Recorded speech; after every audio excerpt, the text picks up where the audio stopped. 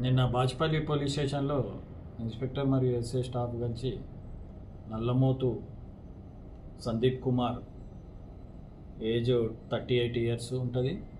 ఇతనికి జాబు లేదు. ఇతను మొదటిగా ఈయన చీట్ చేసిన విధానము, ఈయన ఐఏఎస్ క్వాలిఫై అయినా అని చెప్పి ఎన్టీఆర్ యూనివర్సిటీలో చదివినా అని చెప్పి ఫేక్ డాక్యుమెంట్స్ పెట్టి, ఈ ఫేక్ డాక్యుమెంట్స్ను మ్యాట్రిమోనీలో పెడితే కంప్లైంట్ పార్టీ ఆ మ్యాట్రిమోనీ ద్వారా ఇతన్ని మ్యారేజ్ చేసుకున్నది.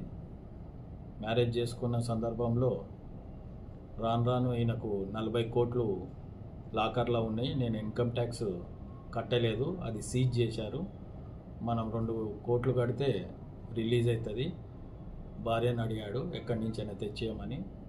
తన పెళ్లి చేసుకున్న భార్య అక్కడిక్కడ అందరితో కలిసి అప్పు చేసి ఇతనికి 2 కోట్లు ఇచ్చింది. 2 కోట్లు తీసుకున్నాక సరిగా ఇంటికి రాకపోవడం, పరారీలో ఉన్నాడు. అనుమానం వచ్చి అన్నీ వెరిఫై చేస్తే ఆయన ఫేక్ ఐఏఎస్ సర్టిఫికేట్ పెట్టిండని తెలిసింది. పోలీస్ స్టేషన్లో కంప్లైంట్ ఇవ్వగా కేసు నమోదు చేసి అతన్ని అరెస్ట్ చేసినాము. అతనితో పాటు వాళ్ళ తల్లిదండ్రులను A1 to A4 వరకు అరెస్ట్ చేసి నేను చెంచల్గూడ జైలుకు పంపించినాం. కాబట్టి ఈ మ్యాట్రిమోనియల్ ప్రొఫైల్ చూసి ఎవరు కూడా మోసపోకుండా బ్యాక్గ్రౌండ్ చెక్ చేసుకొని మ్యారేజ్ చేసుకోవాలని మా పోలీస్ తరఫున కోరుతున్నాను. Thank you.